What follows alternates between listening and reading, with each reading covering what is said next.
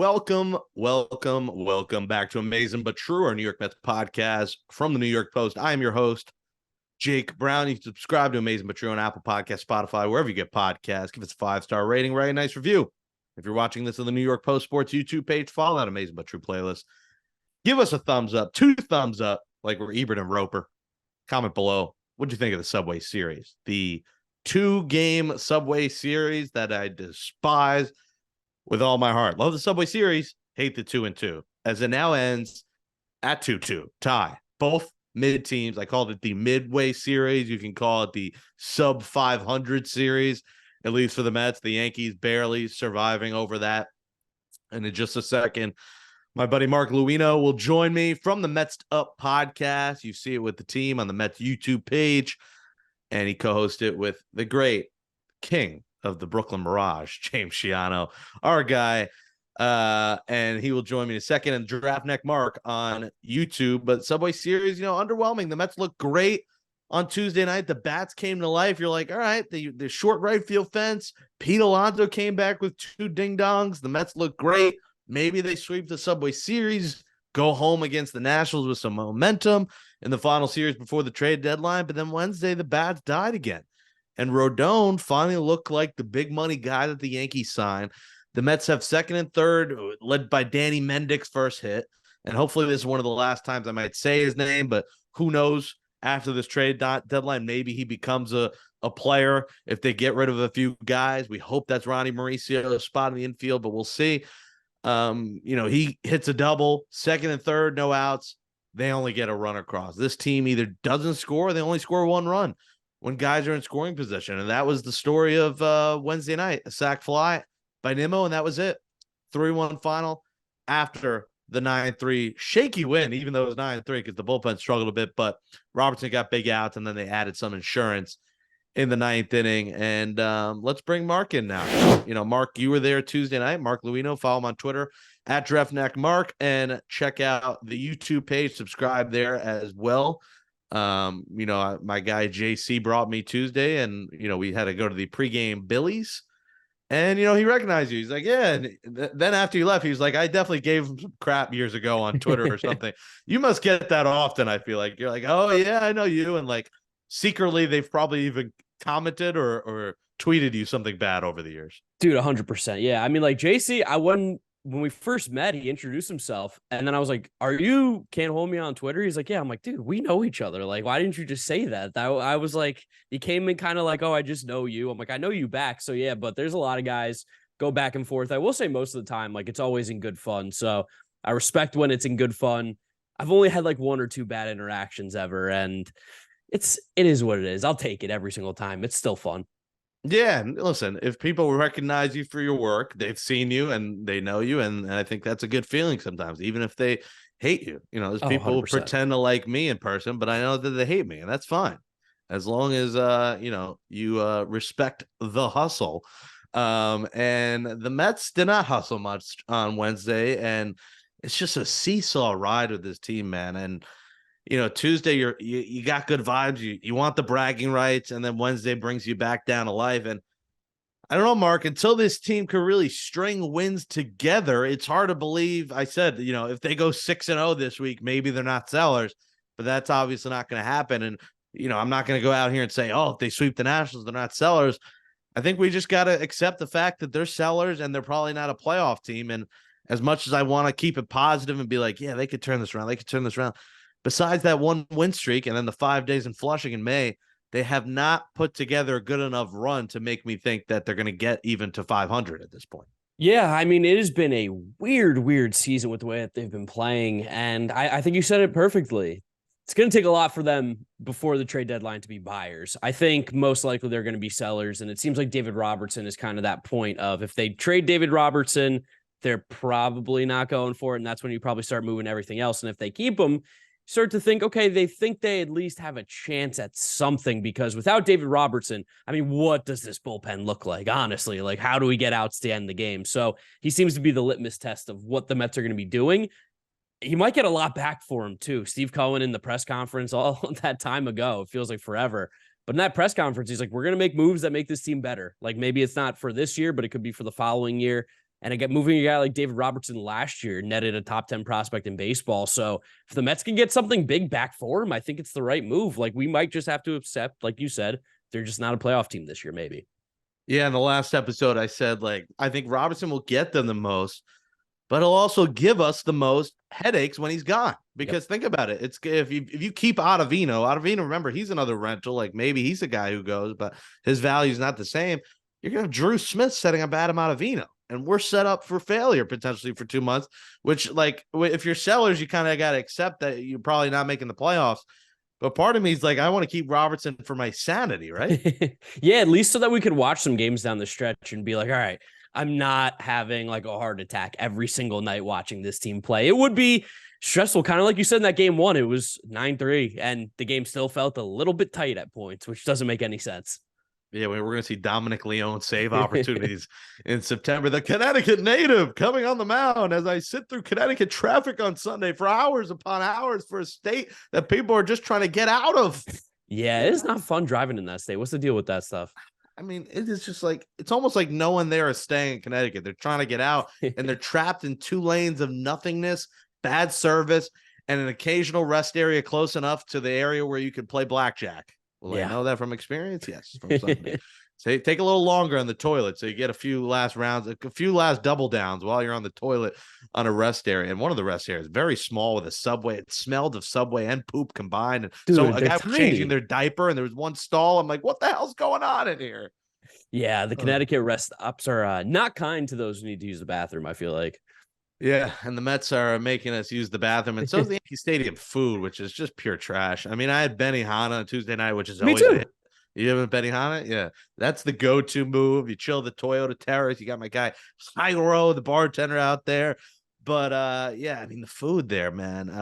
Luckily I did find myself in true Jake Brown fashion in a suite last night. But even in there, I mean, I was having chicken fingers, fries, and like, what are we in 1997? Like, we got to upgrade the food. Like, you got to bring on the cinnamon sugar pretzels with icing, Mark. Like, how was your experience at Yankee Stadium? You did vlog it. You did film me in the vlog at Billy's. And what was your experience like? Yeah, I mean, I had an interesting one. It's obviously always great when the Mets win, so that made the experience a heck of a lot better. But like, getting to the stadium, I hate the 4-5-6 line. I think it's like one of the worst lines in the city. It's always packed. It's always hot on that line. And the subway station at Yankee Stadium is so tiny for how many people come in and out of there. It's incredibly hard to actually get in and out of there. The lines to get up and down the stairs, it's just a mess. And then getting into the actual stadium for a stadium that has 50,000 people. Hardest stadium I've ever had to get into ever. Impossible to get in there. There's lines everywhere, no matter what gate you go into. It's like they've never been prepared for a big crowd before. Doesn't matter what time you get there. You're waiting 15, 20 minutes to get online. It's a horrendous fan experience to get into one of the most overrated stadiums in all sports.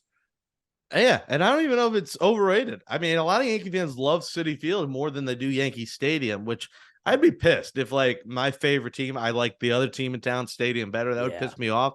And it's the one kind of silver lining we have in these final months of maybe a bad team. And, I'll probably go less to games, but at least it's great food, a good experience, and a good time at Citi Field. But yeah, I'm telling you. So the tricks of the trade, you have to have clear. Like, if you don't have clear, you are absolutely screwed. And even the clear lines get long. A little sneaky trick, and I'll give it away, is the suite entrance. And most of the time I don't always have the suite ticket. I just get in, but the suite entrance, they don't check that you're in the suite at Yankee Stadium. They just say, hey, I'm in the suite. Go to the suite entrance clear and get in there. That'll be quicker. Or the Hard Rock entrance. I went through Hard Rock last night, like right at 7, and there was no line. I got right through Hard Rock. So Hard Rock and suite clear entrance are the 2 tricks, but otherwise you're going to miss the first inning or 2. It's what are they making you take your belt and shoes and socks? What are we at JFK? Like, there has to be a better way. It is an atrocity. Dude, the Tuesday night game. So I'm going in with my friend Ernie, who you met, and he scans Ernie's tickets. he then like puts the scanner right next to my phone. It scans mine. And then he goes, okay, let me see your ticket. I'm like, dude, you scanned my thing. Like, I promise you. He's like, it says you already came in. I'm like, I did not. I just saw you scan it. He's like, hey, listen, man, I'm not arguing. I'm like, I'm just trying to get in. Like, we paid a lot of money to go to this game. We're making it very difficult here. Just let me through. You scanned it already, my man. Like, I promise. It was a whole fiasco. He finally bought in. He's like, yeah, I did scan it. He finally bought in and was like, hey, you know what, whatever. I'm like, yes, whatever, correct. That's exactly the reaction you should be having.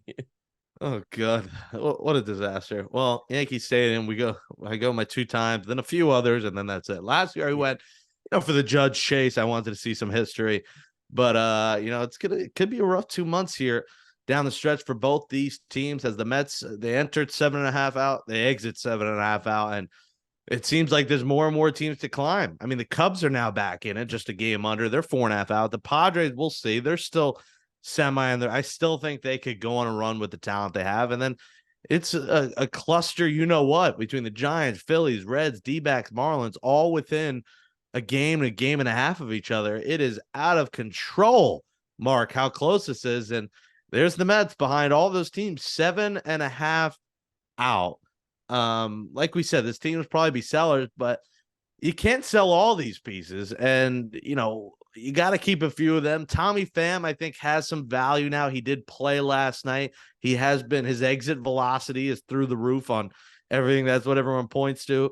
He did wear the shirt of "Do Mills, Not Drugs," which is an inspirational message, right? Tommy Pham, as that blew up, it's the DARE program. Love that. I'm sure they love that message, but it's really Pham and Robertson. And then listen, Vogelback's not going to get you much. Canna can maybe get you a low-level prospect, if anything. Ottavino, same thing. But out of the rentals, it's really Pham and Robertson. And then Canna's a good clubhouse guy. And then Vogelback, you'd have to package maybe with an Ottavino or something. But, I don't know how much they're going to get for all these guys. And is it worth it? Like, do you want to maybe keep him and hope to go on a run, call up Mauricio, get Marte back after he has his kid potentially this weekend, and maybe be like, all right, we got 2 months, let's ride?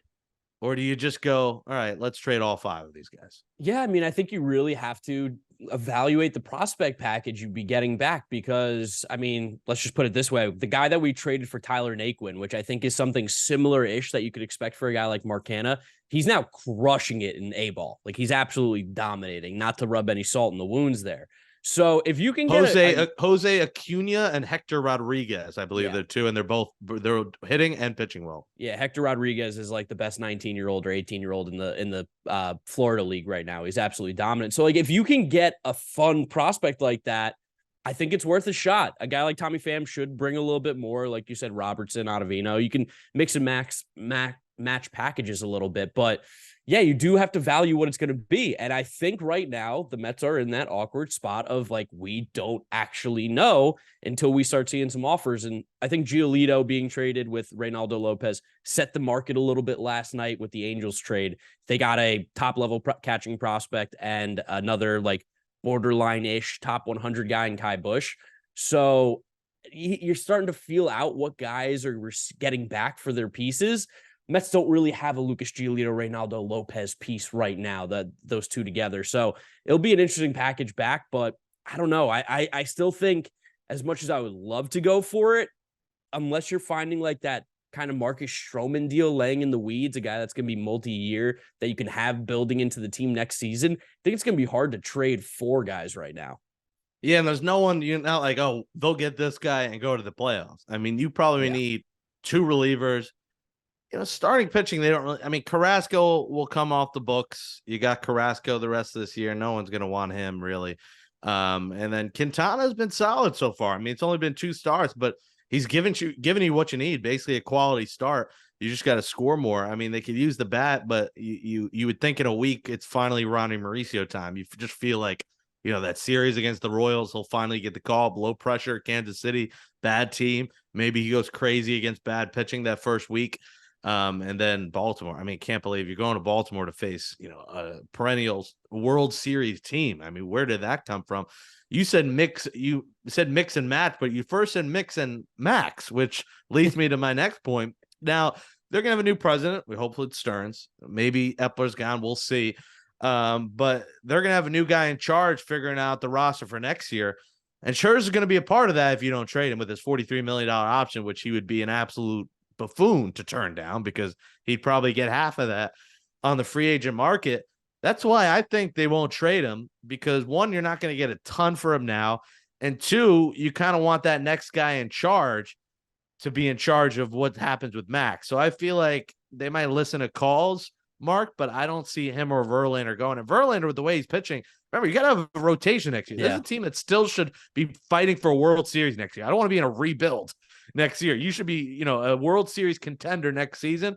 And the way Verlander's pitched at least the last 7 starts, he looks like a guy that could be part of a World Series. And next year could be his final year or second to last year as part of that. Yeah, no, Verlander's looked great over the last 6 starts. He's been phenomenal, like you said, and even talked about it on SNY the other night about how, it just took him a little while. He's like, I really don't start the year on the IL often, and when I came back, all the hitters were ready. They were in their groove, and I had to kind of find my way. So I think he'll be fine. I don't think he's a guy that you move. Scherzer's an interesting one, like you said, because there's a couple different ways to look at it. Yes, we keep him. We have our rotation 1-2 again set for next year, or 2, we got to get $40 million off the books for the next season that we could get a little bit more creative with. Depends which way the Mets want to go. I'm honestly, it seems like they're not going to trade him, especially from the reports that have been coming out that those 2 guys are going to stay. Max wants to stay here. Justin Verlander doesn't even want to hear about being traded. That's one positive thing is that these guys for sure could have been I want to get out of here. I want to play for a playoff team this year.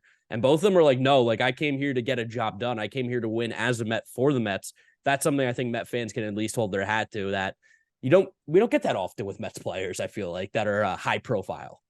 Listen, if Max turns this around and Verlander pitches the way he does, we've already seen Senga. We love Senga. He's awesome. Quintana's look good. That's 1 through 4 right there. There are encouraging signs for next year, but it's still a team 7 games under 500 that's been nothing short of an utter disaster this year. I mean, there's positive. Francisco Alvarez is the other positive. But you're going to have guys who were good last year, bad this year, be good again next year. It's kind of just that's baseball, Susan. It's you have a bad year, you're good the next year. So they have not played to the back of their baseball card. Guys like Jeff McNeil, Nimmo's been okay, but not 150 million okay. Alonso, obviously, he cannot hit 200 next year. He's got to improve over the next 2 months.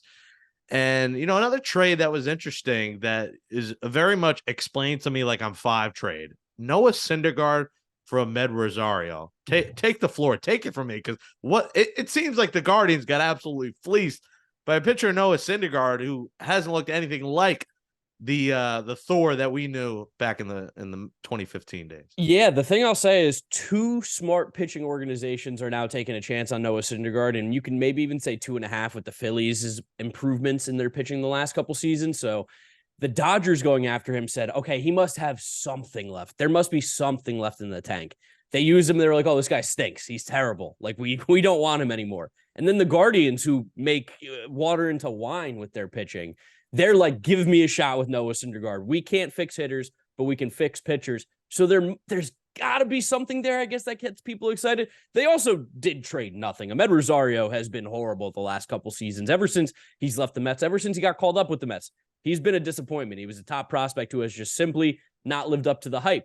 But we know what the Dodgers have been able to do with guys who haven't lived up to the hype. They revitalized Jason Hayward's career. The guy's having an awesome season. They made Max Muncy from a journeyman into a perennial all-star at first base. So, I mean, this is a trade that just feels like a nightmare for Mets fans, because at the absolute best, they continue to do what they've done and they have no impact on your life. But at the absolute worst, both these guys wake up and you're like, oh my God, Ahmed Rosario's good and he's playing for the Dodgers now. He's still, I think, 27, 28 years old. This is the prime of his career.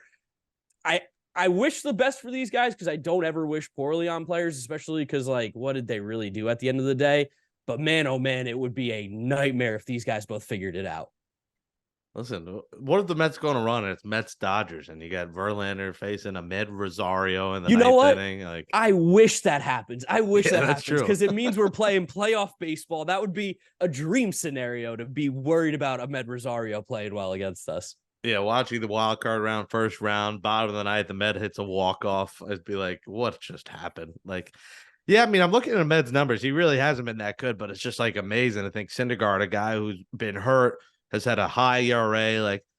But hey, maybe you're right. Maybe the Guardians turn him around and something happens there. And listen, that's a terrible division, the AL Central. It's the Yeah. worst division in the sport. So he's got a chance to maybe face some bad teams. You get the Royals a few times. You face the teams like the White Sox, and then the Angels, like the trade you said.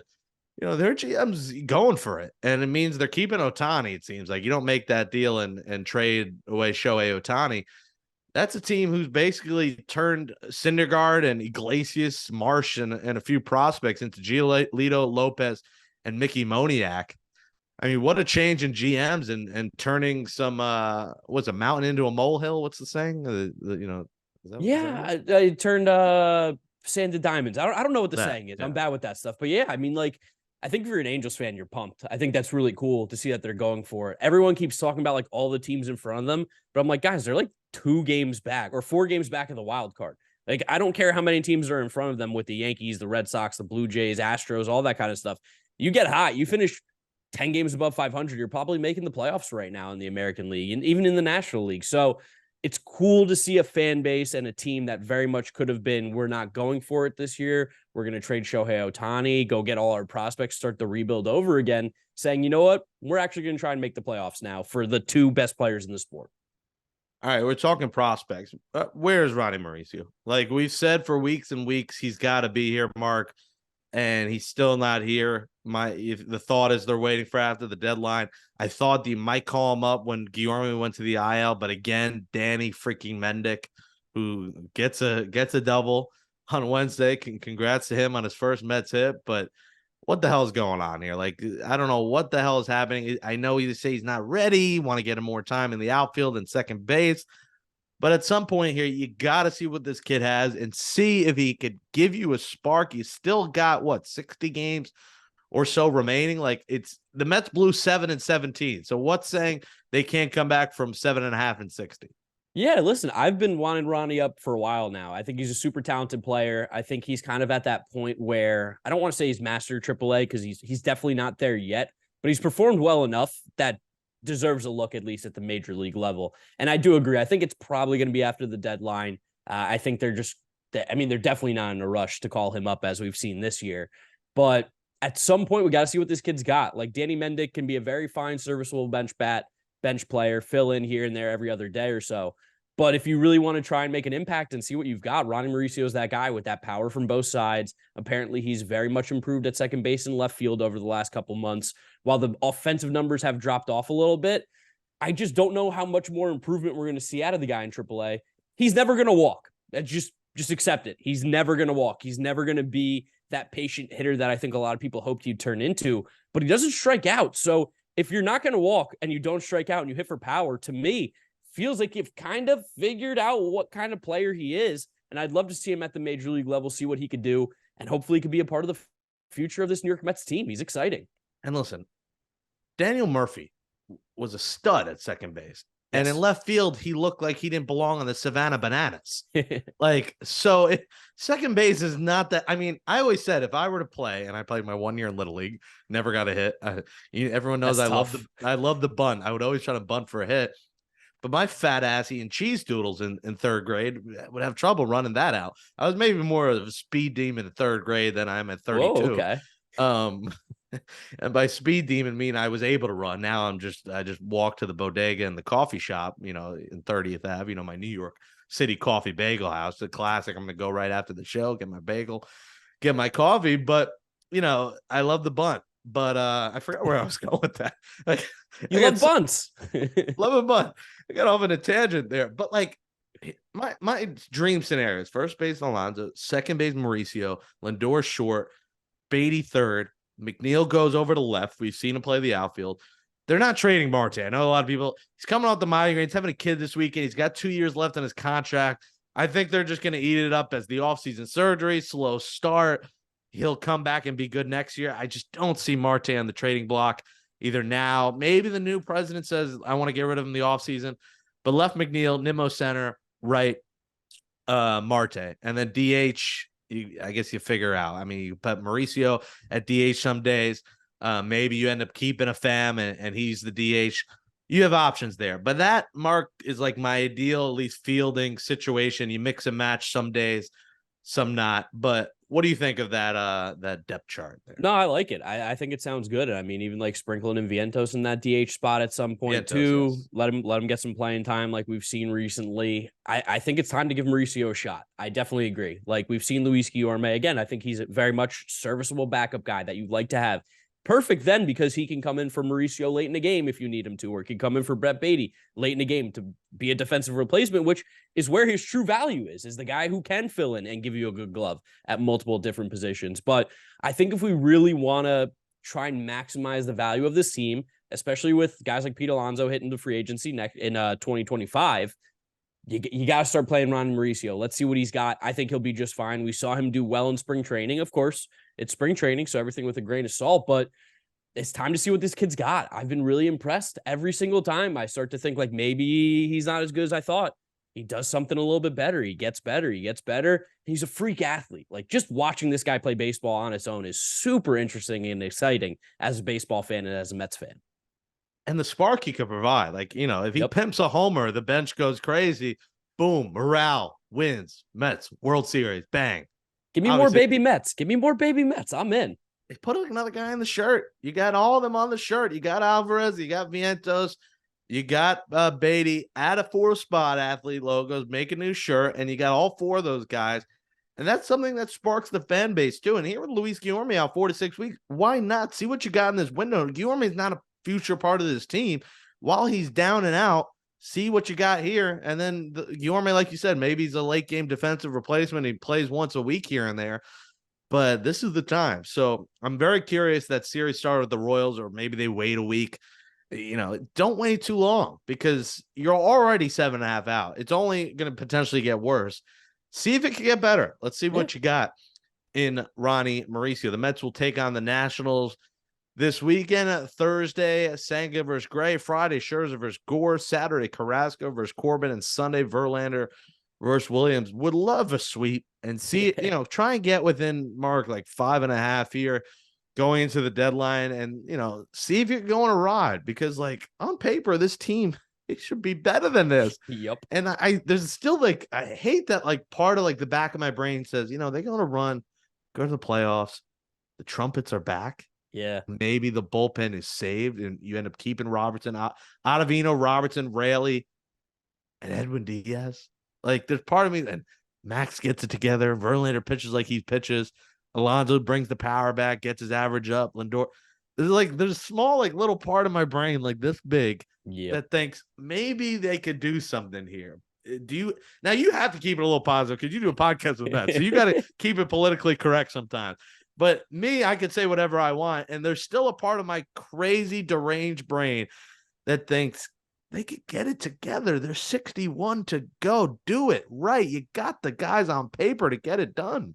Yeah, no, we have a sickness. Being a Mets fan is a disease. And the fact that both me and you can still drink the Kool-Aid and think that there's a chance, we're Mets fans. It's just what we do. We don't give up like ever. We've just been so used to being so bad. And like you said, we know this team is not this bad. We know they're not. Like Jeff McNeil turns it around. Francisco Lindor plays a little more consistently. The Pete Power, Brett Beatty figuring it out. Like we have gotten so many good performances as guys this year, like Francisco Alvarez, stuff that we didn't have last year. Our catching spot was a black hole last season. And to get a 115 OPS plus out of a 21-year-old catcher, to get some pitching performances down the stretch, could completely change things, but time's running out. There's only so many games left in the season. And at some point, as much as we can talk about how good this team could be, they got to show it. And I think these guys know that as well, which is at least, I don't know if that's comforting, but maybe encouraging, is that they have been talking about like, we just got to wake up at some point. We got to wake up. I thought Tuesday against the Yankees was it. Wednesday was a bit of a snooze fest, a little bit of a stinker. This 4-game National Series, sweep the Nationals 4 games, just keep winning baseball. Can't worry about everybody else.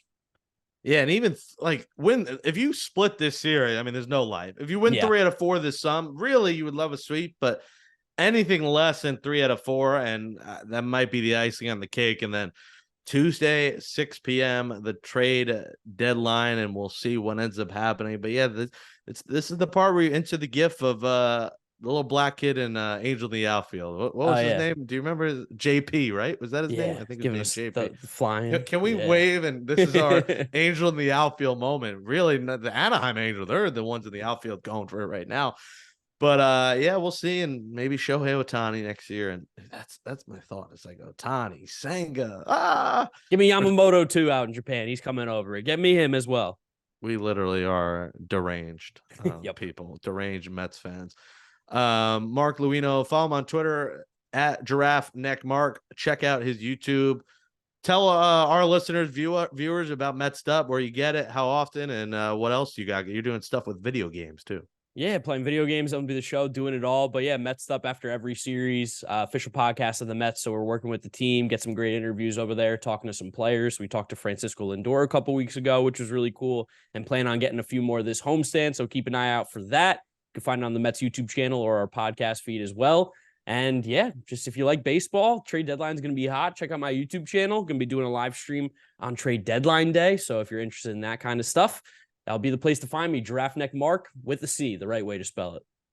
Oh, the right way. Yeah. I mean, C is the other way, I would say. I don't know if it's the right the European way. The European. Oh, he's got a little flavor, folks.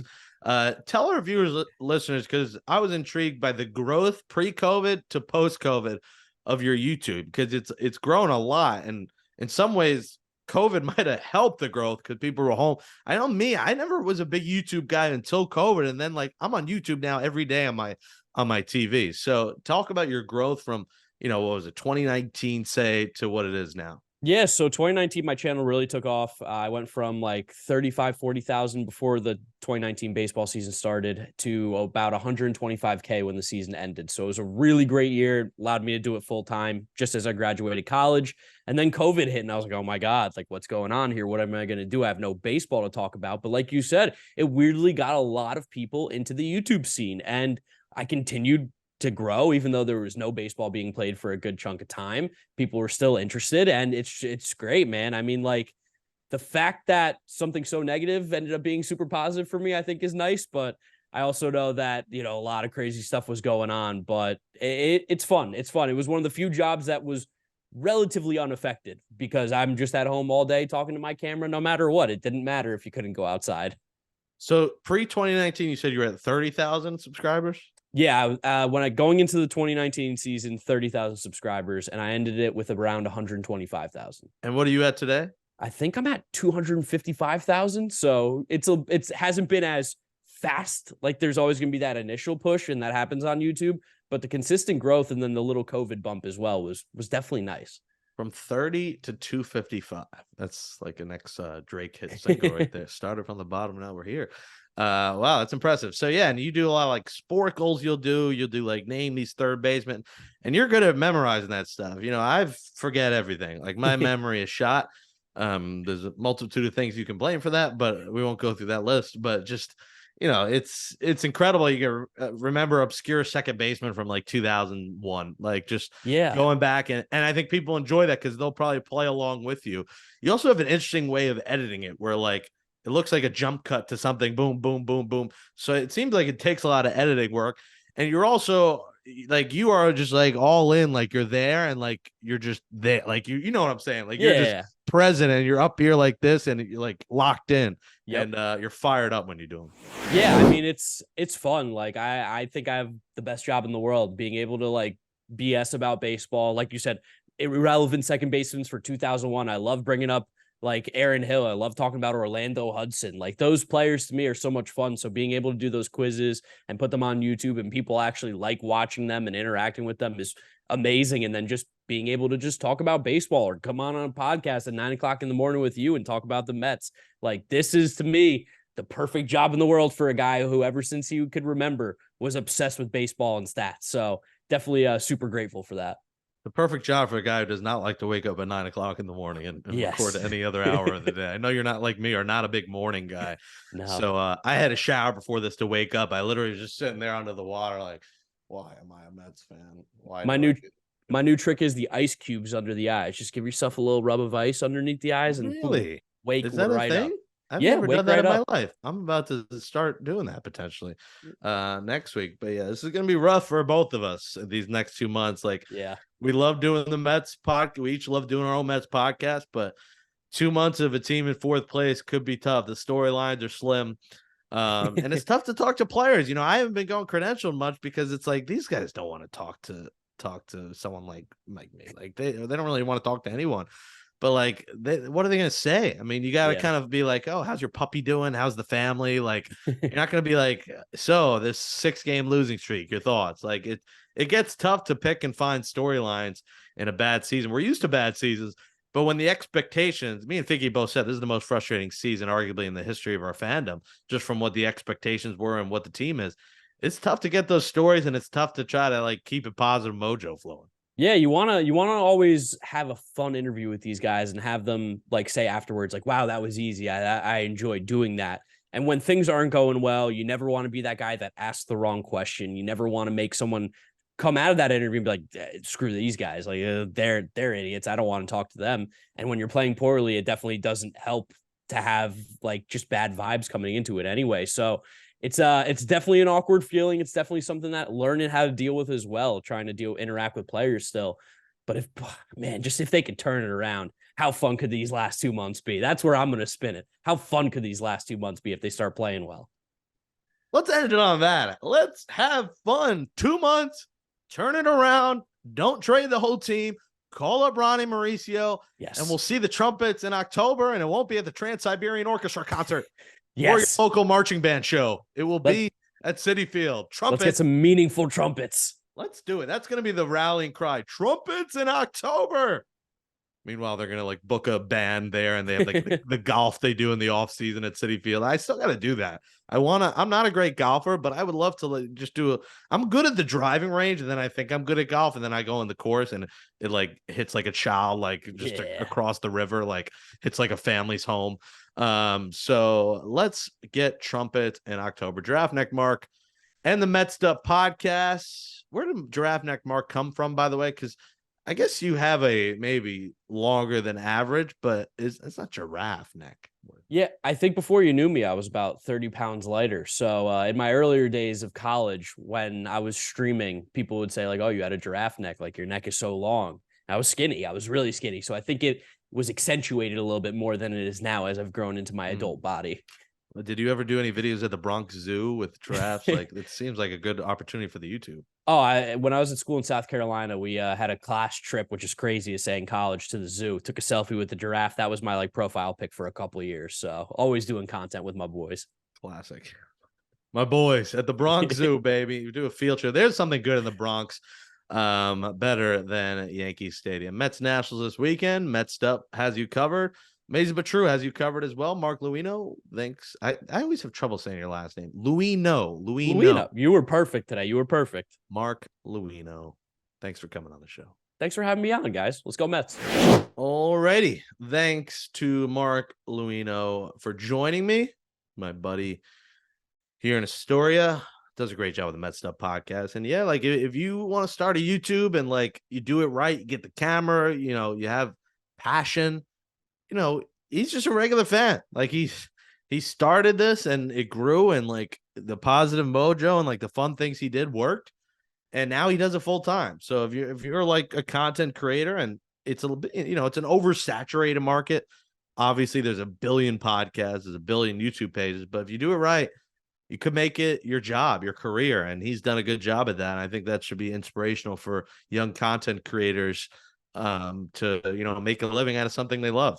I'm still trying to do that myself here. People don't realize, people think I just host this podcast as my job. I want to be able to feed my family. When I say family, I mean myself.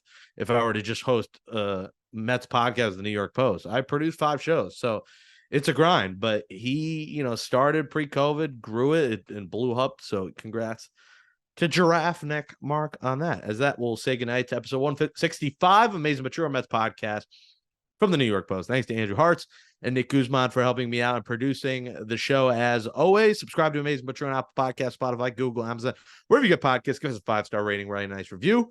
And subscribe to the New York Post Sports YouTube page. And if you're watching us on the New York Post Sports YouTube page, that is a tongue twister. give us a thumbs up. Click that thumbs up. Comment below who traded, who goes, how you feeling. Let us know. Vent your thoughts. And let us know in the comments below. And follow us on Twitter at Jake Brown Radio and at Amazing But True. Figure we'll be back next week. Now, we're playing by year here on the next episode. This could be the final episode with this full roster. We'll see what happens with trades. If there are trades by the time the series ends Sunday against the Nationals, we will do a show Sunday night. If no one is traded yet, we may be holding off until Tuesday night after that 6 p.m. deadline and do a show that'll drop Wednesday. So stay tuned on Twitter. Follow us. We'll let you know. But I expect one or two of them to be done before the end of this series. But maybe the Mets say, hey, let's play these 4 games, see where we're at. And then on that off day, Monday, start dealing. So we'll wait and see when the next episode will be. So stay tuned for that. But like we said, sweep the Nationals, win 4, see where you're at. See who loses, who wins. If you sweep, this is the last place Nationals team. It's not unrealistic here to sweep. See if you're 5 out, you're 5.5, 6. If you're within 5.5, you got to think, hey, we can't give away everyone. We got to see what we can do with now 57 games left. It would be, and then Mauricio, and then maybe we go on a run because 5.5 with 57 is not insane to think that they could go on a run. But listen, if they're still 7.5 out after the series, you got to see what you can get for these rentals. And unfortunately, we might just have to go without David Robertson and Ottavino's the closer or Drew Smith's the closer, and we'll just have to deal with headaches for 2 months. And a lot of people want to probably check it out. Thanks, everybody, for listening to Amazing But True. We'll see you at Citi Field this weekend. Enjoy your undersized, and I forgot to ask Mark about that large soccer jersey that they give away Thursday night. Hopefully you're skinnier than me and maybe a little bit shorter than me, and it might fit you. And if not, it'll be a tight one. Well, it'll be a tight series this weekend. Enjoy it. We'll talk to you next time right here on Amazing But True. Let's go Mets. Please win.